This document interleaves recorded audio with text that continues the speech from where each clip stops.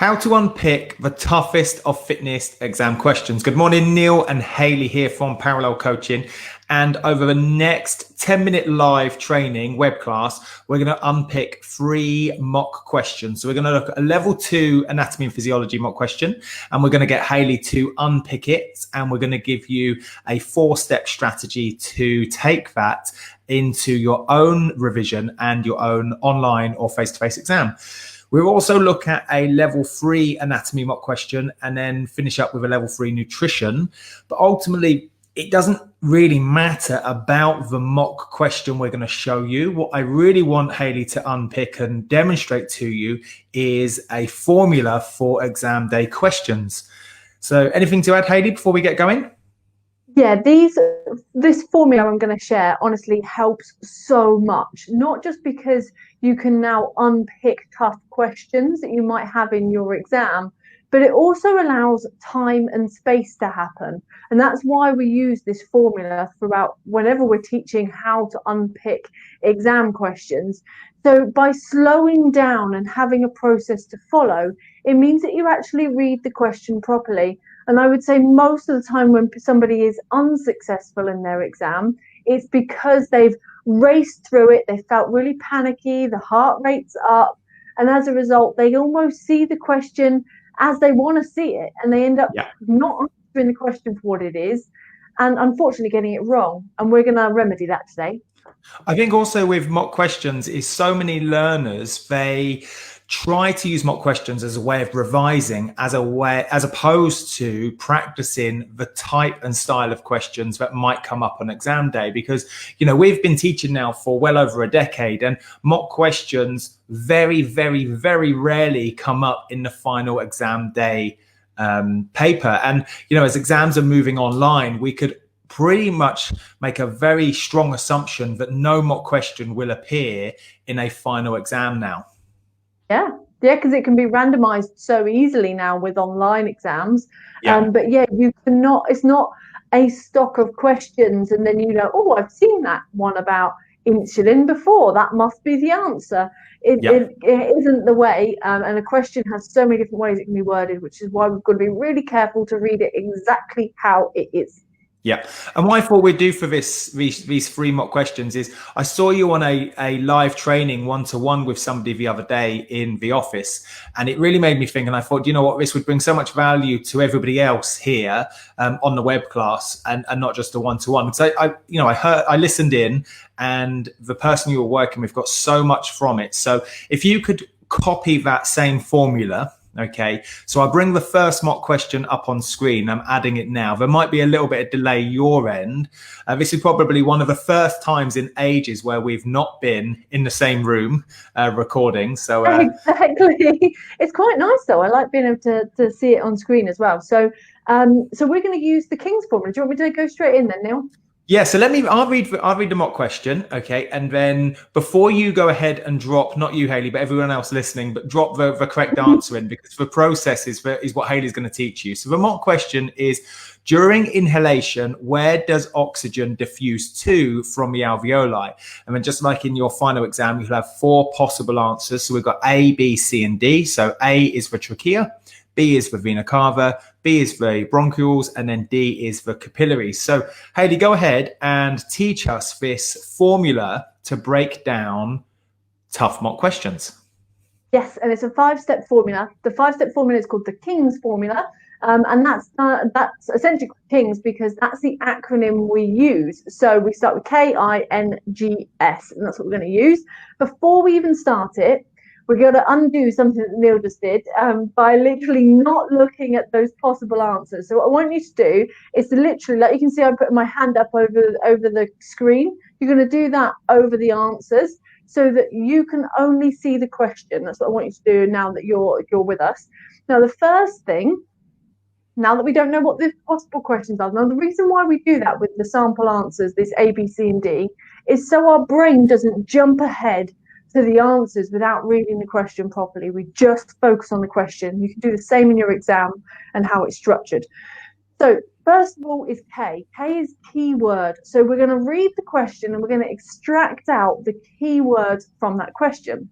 So during inhalation, where does oxygen diffuse to from the alveoli? So there's a couple of keywords. Neil, do you want to have a go at what the keywords are? I'm going to say the keyword would be inhalation. There's a couple more.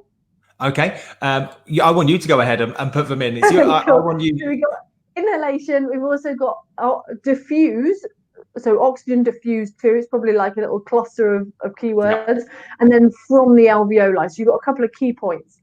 So then you write those down if you can write notes as you go. So you write them down. You go, right, my keyword is inhalation, oxygen diffused to, and then from the alveoli. Then you want to know, what do I know about these keywords? And that's the next part of the king. So it's I, and what do I know about those keywords? Not me, you. So you're literally going to go, okay, well, inhalation, I know that's breathing inwards. I'm not thinking about exhalation, I'm going, oh, breathing in. So what do I know about oxygen diffuse? Oh, I know that happens.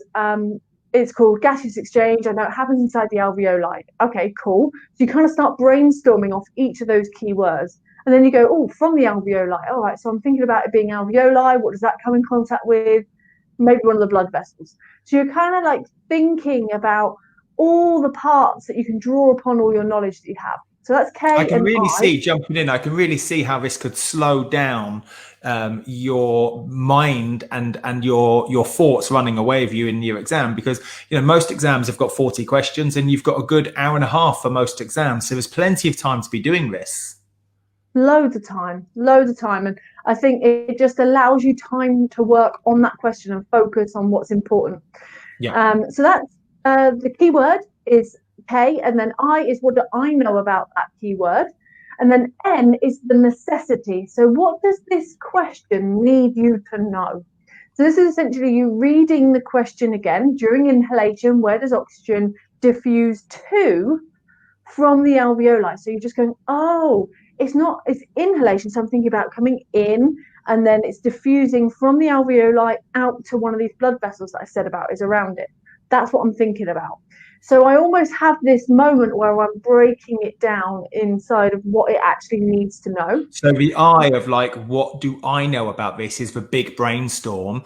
And yes. Then the N of kings, so K-I-N, so N is what do I need to know? You're taking all of that information of the big brainstorm and going, what specifically do I need to know here? And it is oxygen diffused to and something about the alveoli. So you're almost just reading it again. What is it asking me, basically? Yeah. And then step number 4 is G, and this is guess. Isn't that good? Because remember, you've still got your hand covered over all these answers. So on an online exam, you could have a blank bit of paper and cover up the possible answers. And then this guess for kings is if I did know what the right answer was without seeing, what would I guess it to be? Yes, and I might go, oh, I know it's a blood vessel, or I know it was a capillary, or I know that it was something, and you're kind of going, something like that. I'm expecting it to be a really tiny blood vessel, but I can't. So at this point, you're expecting, for example, the mock question on screen, we would be guessing that the answer would be capillaries. Yes. For example. And then S is sample answers. So this is where you now remove your hand and have a look at the sample answers. And the chances are the question or the answer you just guessed is going to be there. Completely, because if you go back to what the I of kings, what do I need to know about this? You've done your brainstorm and you've gone, well, the trachea is involved. It's around that section. You could have inside your brainstorm vena cava and bronchioles, but actually when you've gone into what do I need to know about this, you've gone into your brainstorm a bit deeper and understood that it's the final part of diffusion, and we're talking about the alveoli, and therefore it must be a small blood vessel, and therefore it must be capillaries. And also, there is the answer. The correct answer would be D, and you've got your King's formula to take you through. I like that. Should we have another go at another question? Yeah, one more thing quickly, sorry, that I really love about this. Whilst you can queue up the next one if you need to, but what I love about this is that by saying during inhalation, that cuts out the possibility of it being bronchioles now, because we're inhaling. Where does the oxygen go from after our alveoli? Where's it going to go to? Was the answer. So it breaking it down and really looking at those keywords is so important. Cool. Here's So I've another brought one. another more question up. We're going to jump over to level 3 nutrition now, Hayley, and we've got our mock question on screen. So if you want to go through the King's formula, so over to you. Cool. Okay. So first of all, cover up your answers so that you don't see those. And we're just going to read the question. Which types of foods are best to restock glycogen stores as part of a post-exercise meal or snack? So we go K, what are the key words? You guys can be doing this as you're watching this as well. So write down what yes, you right now, whilst you're live on stream, just jumping in, Hayley, I want everybody to just drop a comment below. What do you consider to be the keywords? And we watch all those questions come in. So if you're watching this on replay as well on YouTube or any other social platforms, we'd still love you to get involved. That'd be cool. Live one, I can see that the answers are starting to come in. It's saying glycogen stores and post-exercise are the two main ones coming up. Also, one person put types of foods. So there's no right or wrong, but you can kind of pick out the main bits, basically. And then you ask yourself, what do you know about them? So which types of foods, if that was one of them, you might be going, oh, I'm thinking like macros would be types of foods like carbs, fats, proteins. Glycogen stores, what do I know about that? Well, I know that glycogen is a stored version of glucose, and glucose is carbohydrates moving around the body, and I use that during exercise. And what do I know about post-exercise meal? Oh, that means I'm eating it after exercise. That's the post. It means eat after. Yeah. Okay, cool. So that's K and I done. Then we go necessity. Let's read the question again. What do I need to know? Yeah, exactly. What types of foods are best to restock glycogen stores as part of the post-exercise meal or snack? Oh, so it wants me to know what foods would top up my carb stores after an exercise session. Okay, cool. Now I can take a guess, and I'm going, well, I'm thinking it's going to be some sort of carbohydrate. That's my guess. What I'm thinking the answer is going to be. Well, it would have to be, wouldn't it? Because we're talking about glycogen. Yes, exactly. It can't be anything else because glycogen is stored carbs, right? Yes. In our muscles and liver. So I think the answer's in the question if you read it hard enough. Yeah, completely. So if I took a wild guess now, then everybody drop a wild guess of what you think the correct answer is. And I'm going to say the wild guess is A, fast released carbohydrate, Hayley. That S, and you look at the sample answers and you go, yep, my wild guess was that it involved carbs. I'm revealing the sample answers, and I've got two carbs on here. I've got one that's fast release, one that's slow release. Oh, but it's after exercise. I want it quickly, right? I need to retop it quick. That I'm going to go with A, and A is the answer. And that's when you could start to draw upon other knowledge that you have, knowing that if you've, for example, just done a spin class or a circuit session or a heavy weights, you know you're going to want to top up those glycogen stores and, consume fast release carbohydrate to bring about some normality in the body again. And that's the nice thing about that second step when it's what do I know about it? What you know about post-exercise meals could be just personally, not from revision. Mm-hmm. Yeah, completely. Exactly. And we know straight away that it wouldn't be C and D because we're talking about glycogen, and that's talking about C is talking about protein and D is talking about fats. Perfect. So although we think protein might be important after an exercise session, not what the question's asking.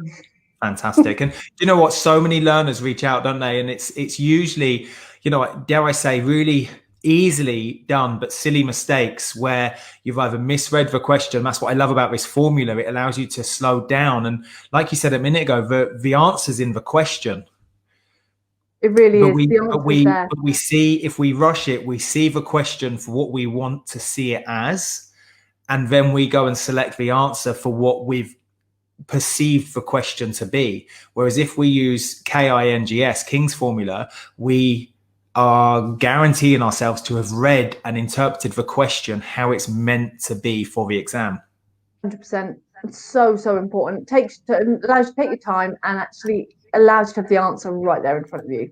Perfect. So I'm going to try, so bear with me, I'm going to try and bring up the third one. So we've had a level 2 and level 2 A&P, and we've had a level 3 nutrition. So I'm going to try my hardest to pick up the correct one now, which is the wrong one I should have done. So let me remove that. Second time lucky, bear with me. I can't see on screen which tab it's going to be. So Hopefully this is it. There we go. Perfect. Second time lucky. So we've got ourselves here a level 3 anatomy and physiology question. And so cover up the answers straight away. I want everybody to follow along with Hayley and I as we do this. So cover up the answers straight away and look at the screen. And the question is, what is the name? I can't actually read it from here. Can you see it better than me, Hayley? Yeah, I can see it perfectly. So what is the name of the organelle used for the production of aerobic energy? Perfect. I love this one because it's got some long, complicated words in there. And that's, again, something that tips a lot of people off, isn't it, in terms of because they see a long, complicated word, it immediately puts an element of like anxiety or worry that they've misinterpreted it, or they don't know what that means, or they've not pronounced it properly. And that's what I love about the revision boot camps, is the way you teach the content in module, the third step out of the 5, but the 8 modules, is you break it down so simply, and they hear you say all of these complicated words, and they're like, oh, that's how you pronounce it. That's what that means. And you can kind of go back and forth, replay, start, pause, replay, start, pause to get it right. So anyway, I digress. Over to you. Go for it. Okay, cool. So first thing, let's go keywords. So what is the name of the organelle? I'm going to say that's definitely a keyword. I can see them starting to ping up straight away on the live feed. Actually, people are already there. They're already jumping ahead. So organelle is the first keyword. The next keyword would be production of aerobic energy, or lots of keywords in there: production and then aerobic energy. Then we need to know what you writing this down in your exam, couldn't you? If you're online and you're not allowed to write it down, you can still look at the screen and brainstorm it, can't you? Easily. I'm writing it down at the moment, and you might go, "Oh, it's okay for you, Hayley," but like, because you've got it written in front of you, you just almost, I imagine it. It's so weird. It almost comes off the page to me, and I can see me like circling round the big keywords, and I kind of come back to it, imagine that it's already got a circle. This is why you can download the mock questions. So everybody listening to this now and on replay, you can download the mock questions. So mock questions are there to practice the style and type of questions you're going to get on exam day, and practice the King's formula, so you get good at going through KINGS, as opposed to the first time you do it is on exam day. Yeah, exactly. Okay, so totally. What do we know about this question, then, Hayley? What do we know about each of these keywords? First of all, you might not know what term organelle means, but you probably know what an organ is. So you can at least extract even within the word itself. So you might go, I don't know what an organelle is, or if you do, great. Or you can go, it's an organ, or I know it's something to do with like a thing that works, a thing that has a function. That's what an organelle is. So it's like a small part from within a cell or body that has a small function to it, a specific function. And an organ is pretty important, right? So this has got to have an important role in the production of aerobic energy. Yeah, and even if you don't know what organelle means, just look at the next keyword and what you know about that, production of aerobic energy. You go, okay, well, what do I know is part inside a cell or somewhere that helps produce aerobic energy, not anaerobic, nothing else. Where is energy produced? Yeah. Oh, it's talking about somewhere that energy is produced. So you can kind of go, I just kind of have that in my head. Then you go on to N, you go necessity, and you go, okay, what's it really asking me? Well, where is energy, aerobic energy produced? And you can take a little wild guess from there. You might know already that I can see all these live comments, they've definitely got it all right. But you might know that mitochondria are the powerhouse of the cell, especially the muscle cell, whereby aerobic energy is created. And you might see that as like this little factory inside the cell that's creating this aerobic energy as the output. In which case, your brain's already thinking a little thing, like I've seen a picture of it before. And then when the sample answers come up and you release your hand, you can go, oh, of course it is. It's mitochondria. But if you quickly, I know we've only got a few minutes left of this live feed. If you reverse engineer the King's formula, and you're like, well, I still don't. I've done a wild guess, and I don't know what I don't know what I'm going to guess. When you look at the sample answers, you go like, well, what do I know about the question? What do I need to know about the question? Well, you know that glycogen isn't an organelle or an organ. You know it's stored energy. You know the capillaries is part of is a blood vessel, so it can't be that. So now I'm left between A and C. Nice. And what do I know about a nucleus versus what do I know about mitochondria? And from your studies and from kind of pulling out that kind of, dare I say, like a filing cabinet out of your brain in terms of aerobic energy, hopefully there'd be something there that's saying, well, like you said, I've seen a picture of mitochondria before. It was related to aerobic energy. And that's where the guess comes back in to kind of reverse engineer the King's formula as well. If you're still left like, I don't know what the answer is. Yeah, exactly. And that, so even if it's the most complicated question and you don't know what half the words mean, if you know what some of the words mean, you can at least take a very educated guess. Yeah. And then just to end on that, let's say, for example, most exams have 40 questions. Let's say you get a question like this and you're completely stumped. That doesn't mean you've referred or failed your exam either, because you've got a 70% pass mark. So, you know, if there's 40 questions, you've got to get 28 to pass. I know everybody's striving for top marks and you would all love to get 100%. But what I would say is don't beat yourself up around not getting one of the questions right. What I would say is keep your head in the game, keep your head level on your shoulders and move on to the next question. And, you know, quite often the next question allows you to go back and answer the really tough ones as well, because they might, in the next question, they might be talking about something about the nervous system, and now you've got the nucleus come up and you're like, oh, the nucleus is to do something with the nervous system. And you go back to this question, you're like, by default, it now has to be mitochondria. So I just want to kind of like stress, just because a really tough question comes up doesn't mean that you're going to fail. You've got plenty of time. You've got plenty of marks to play with, and kind of give yourself a bit of a break as well on the exam. And dare I say, the exam should be enjoyable. As you know, you're looking for 70%, not 100%. So there's plenty of time and space to make little errors and mistakes. But this time, slow it down so you can make less of those. And hit the score that you need and want to score. On the live feed, just quickly, I've had a few people asking, where do we get those questions from? And they're from our Facebook page, aren't they, yes. Neil? So every morning, 10:30 a.m. every morning, and then around about 3:30 to 4:45 every day on Instagram, I post up a daily mock question. I've done that every day as part of Parallel for maybe 3 years now. So there's guaranteed to be one tomorrow and the next day and the next day. And it'd be great for you to join us over there. If you like our page and click see first, you're guaranteed to get it on your timeline. But if you're watching this on YouTube as well, what you can do is somewhere around this video, you can download 48 mock questions for level 3, 88 for level 2. Now I believe it's 50 for principles and 50 mock questions for nutrition. So click on those links. It will send you over to our website. Throw your email address in there, and then within just a few minutes, they land in your inbox. And then over the following days, what I'll do is I'll also email you, or Hayley will email you with a few more hints and tips to supercharge your studies as well.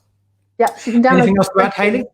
Literally download the mock questions on this button up here, basically. Perfect. Cool. So yeah, they'll be there. And honestly, yeah, just the biggest thing I can say is practice this and take action with it. That's the biggest thing I would advise. So I want to thank everybody for joining us today on the live. And if you're on replay, get involved as well.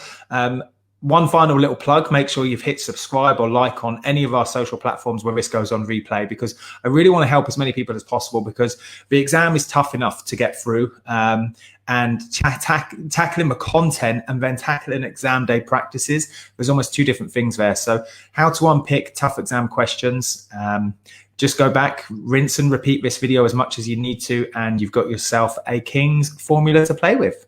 Outside of that, we will see you bright and breezy on the next training. Thank you. See you later. Bye. See you soon. Bye.